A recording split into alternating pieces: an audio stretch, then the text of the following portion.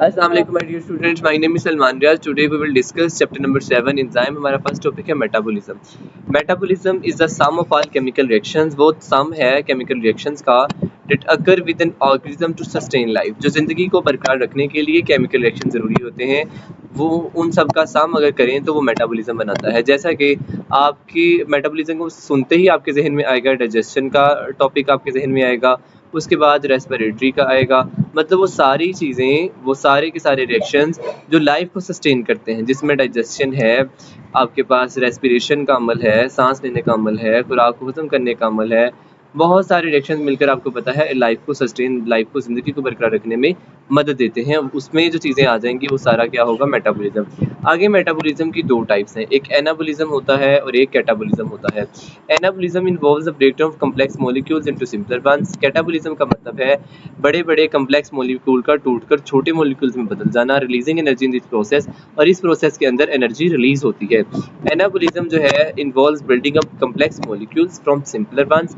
Simple molecules का जुड़कर, monomers का जुड़कर बड़े बड़े कॉम्प्लेक्स मॉलिक्यूल्स का बनाना, वो कहलाता है anabolism. This process consumes energy, और इसमें एनर्जी यूटिलाइज होती है, एनर्जी इस्तेमाल होती है। जब भी आपको प्रोडक्टिव काम करना होता है, कोई चीज़ आपको अच्छी करनी होती है, तो आपको एनर्जी का इस्तेमाल करना पड़ता है। नेक्स्ट आपके पास है, ये एक एग्जाम आपकी बुक में डायग्राम बनी है, लार्ज मॉलिक्यूल मिलके स्मॉलर, लार्ज मॉलिक्यूल टूट कर स्मॉलर मॉलिक्यूल्स में अगर बदल जाते हैं तो उसको कहते हैं कैटाबॉलिज्म। और वो जो एनर्जी उस दौरान रिलीज होती है और स्मॉलर मॉलिक्यूल्स का मिलकर बड़े बड़े मॉलिक्यूल्स बना देना, ये प्रोसेस कहलाता है एनाबॉलिज्म। कैटाबॉलिज्म में एग्जांपल आपके पास डाइजेशन की आ जाएगी, और एनाबॉलिज्म में प्लांट में अगर एग्जांपल देखें तो फोटोसिंथेसिस की आ जाएगी। नेक्स्ट है आपके पास कैटाबॉलिज्म की एग्जांपल देखें, cellular respiration in which food glucose molecule is broken, glucose molecule is broken into CO2 and H2O to get energy. Cellular respiration में आपने पूरा चैप्टर पढ़ना है, जिसमें फूड जो ग्लूकोज मॉलिक्यूल है वो टूटकर कार्बन डाइऑक्साइड और वाटर में टूट जाता है और आपको एनर्जी देता है ATP की शक्ल में। उसके बाद है लिपोलाइसिस। लिपोलाइसिस क्या है, इन विच फैट या lipid is broken into fatty acid and glycerol which can be used for getting energy. आपके पास मेनली आपने पिछले चैप्टर में तीन कंपाउंड ऐसे पढ़े हैं, लिपिड, कार्बोहाइड्रेट्स और प्रोटीन। लिपोलाइसिस जो है, इसमें क्या होता है, इसमें फैट जो है वो टूटकर फैटी एसिड और ग्लिसरॉल में बदलती है और उसको एनर्जी के लिए इस्तेमाल किया जाता है। लिपिड से भी एनर्जी मिलती है, कार्बोहाइड्रेट से भी एनर्जी मिलती है, और जो लिपिड है वो कार्बोहाइड्रेट से डबल अमाउंट में आपको एनर्जी प्रोवाइड करता है।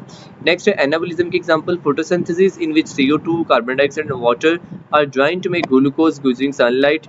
फोटोसिंथेसिस का अमल जिसमें कार्बन डाइऑक्साइड और वाटर मिलकर ग्लूकोज बनाते हैं, सनलाइट और इस क्लोरोफिल को इस्तेमाल करते हुए। Oxygen is also produced as a by product, और इसके नतीजे में ऑक्सीजन रिलीज होती है।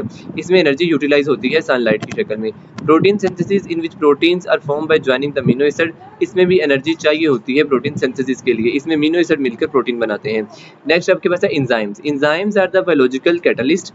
सबसे पहली बात, एंजाइम कैसे डिस्कवर हुए। एंजाइम लुईस पास्चर जो था, उसने देखा कि कुछ चीज़ें ऐसी होती हैं, फर्मेंटेशन का प्रोसेस देखा, जिसमें वो एक ब्रेड थी, उसमें रिएक्शन करवाया गया तो यीस्ट ने उसको फुला दिया, डो को फुला दिया।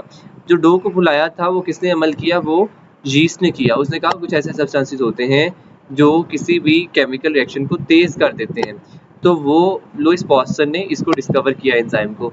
और विल्हेल्म कोने ने ये टर्म दी थी एंजाइम की।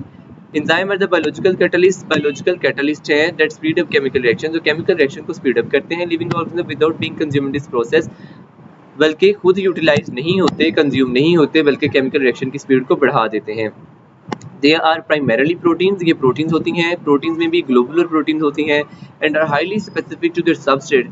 दे are molecules that undergo enzyme control reaction. जैसे एक ताले की स्पेसिफिक चाबी होती है, इसी तरह से हर सबस्ट्रेट के लिए एक स्पेसिफिक एंजाइम होता है, खास एंजाइम होगा खास सबस्ट्रेट के लिए। Most enzymes can speed up reactions millions of times faster than uncatalysed reactions. जो कैटलाइज्ड रिएक्शंस होते हैं उनकी speed millions of time faster होती है उन रिएक्शंस की निस्बत जो कि अनकैटलाइज्ड होते हैं। नेक्स्ट आपके पास कैरेक्टरिस्टिक्स ऑफ एंजाइम। एंजाइम की खसूसियात, केमिकल नेचर कैसी होती है। एंजाइम्स आर प्रीडोमिनेटली प्रोटीन्स, ये प्रोटीन्स होती हैं, typically they contain 100 to 1000 amino acid. इसमें आमतौर पर 100 से लेकर 1000 तक अमीनो एसिड मौजूद हो सकते हैं। उसके बाद आपके पास है ग्लोबुलर स्ट्रक्चर। एंजाइम का ग्लोबुलर स्ट्रक्चर होता है, मतलब ये ग्लोबुलर प्रोटीन है। Enzyme possess a 3-dimensional globular structure. This structure allows them to form active sites, active sites बनाने में मदद देता है, that can bind specifically to substance, जो कि स्पेसिफिकली सब्सटेंस के साथ बाइंड कर सकता है। उसके बाद है specificity of enzyme, enzymes are highly specific to the reactions that catalyse, हर रिएक्शन का एक स्पेसिफिक एंजाइम होगा। They are also for specific for the nature of substance, और हर सब्सटेंस के लिए भी एक स्पेसिफिक एंजाइम होगा। For example the enzyme amylase specifically catalyses the breakdown of starch into simple sugar. For example जैसा कि एक एंजाइम है अमाइलेज, अमाइलेज का क्या काम है, स्टार्च को सिंपल शुगर्स के अंदर तोड़ देना। अमाइलेज का क्या काम है, स्टार्च को सिंपल शुगर्स में तोड़ देना। मतलब सिंपल शुगर्स आपने पढ़ा हुआ है, सिंपल शुगर्स मोनोसैकेराइड को कहते हैं, जबकि स्टार्च एक क्या है, आपके पास एक पॉलीसैकेराइड है। तो एंजाइम अमाइलेज क्या करेगा, पॉलीसैकेराइड को मोनोसैकेराइड में तोड़ देगा। नेक्स्ट आपके पास है intracellular extracellular enzymes, enzymes can be classified based on the location where they function, enzyme को क्लासिफाई किया जाता है उनकी लोकेशन पे। इंट्रासेलुलर एंजाइम होते हैं और extracellular. Intracellular enzymes operate within the cells, तो सेल के अंदर काम करते हैं, सेल के अंदर मतलब inside the cell boundary, cell membrane के अंदर वाली साइड पे जहां सेल ऑर्गेनल्स मौजूद होते हैं। जैसे enzyme of cellular respiration, cellular respiration के एंजाइम कहाँ होते हैं, सेलुलर रेस्पिरेशन के एंजाइम साइटोप्लाज्म में होते हैं, माइटोकॉन्ड्रिया में होते हैं। तो ये आ जाएगा इंट्रासेलुलर एंजाइम के एग्जांपल। उसके बाद extracellular enzymes are secreted outside the cell to catalyse reaction, cell के बाहर अगर एंजाइम को सेक्रेट किया जाए वो कहलाता है extracellular enzyme. For example enzyme secreted by the cells of the stomach wall into stomach activity for digestion of food, food के डाइजेशन में जो एंजाइम रिलीज होते हैं स्टमक कैविटी के अंदर, स्टमक की वाल्स उसको रिलीज करती हैं, वो क्योंकि सेल से बाहर वाली साइड पर रिलीज हो रही है, इसलिए क्या कहलाएंगे, extra cellular enzyme.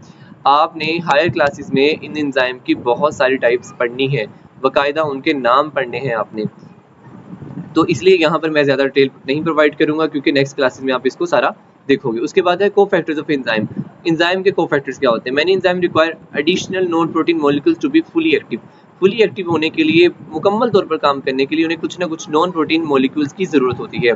Such non protein molecules are called cofactors, इस तरह के नॉन प्रोटीन मॉलिक्यूल्स को कोफैक्टर कहा जाता है। There are two main groups of cofactor, cofactor के दो मेन ग्रुप हैं, एक ऑर्गेनिक और एक inorganic. Inorganic cofactors include metal ions, इसमें मेटल आयंस शामिल होते हैं जैसे कि आयरन, मैग्नीशियम आयंस। और ऑर्गेनिक कोफैक्टर की भी आगे दो टाइप्स हैं, ऑर्गेनिक मतलब इसमें मेटल के अलावा जो ऑर्गेनिक तौर पर चीजें होंगी उनकी बात की जा रही है। अब प्रोस्थेटिक ग्रुप टाइटली बाउंड, अगर टाइटली बाउंड है तो प्रोस्थेटिक है, और अगर लूजली बाउंड है तो कोएंजाइम है। Tightly bind with the enzyme, enzyme से अगर टाइटली बहुत मजबूती से जुड़ा हुआ है तो प्रोस्थेटिक ग्रुप होगा। फॉर एग्जांपल सर्टेन विटामिन जैसे कि बायोटिन है, and the haem group, haemoglobin का जो हीम ग्रुप है वो प्रोस्थेटिक ग्रुप है। उसके बाद कोएंजाइम की बात करें, लूजली बाइंड करते हैं एंजाइम के साथ, they may be release during the reaction, और रिएक्शन के दौरान ये रिलीज हो सकते हैं। For example many vitamins and nucleotides ADP and NADP+, nicotinamide adenine dinucleotide, nicotinamide adenine diphosphate, nicotinamide adenine diphosphate, ये होगा NADP। नेक्स्ट बात करूं enzyme action in complex metabolic reactions, complex metabolic reactions के अंदर एंजाइम का एक्शन बहुत specific होता है। Multiple enzyme work in a sequence to carry out a series of reaction, series of reactions करवाने में मल्टीपल एंजाइम्स हो सकते हैं, जैसा कि each enzyme in the series catalyse in a specific step, हर स्टेप में एक स्पेसिफिक एंजाइम होगा। After speeding up the reaction, reaction को तेज करने के बाद the product is passed on the next enzyme for further reactions, मजीद रिएक्शंस के लिए हर प्रोडक्ट अगले की तरफ चला जाएगा। आप नेक्स्ट हायर क्लासेस में ग्लाइकोलाइसिस पढ़ोगे, वहां आप हर एंजाइम को देखोगे। ग्लाइकोलाइसिस में जितने भी स्टेप्स हैं उन सब के अंदर हर स्टेप में एक स्पेसिफिक एंजाइम होगा।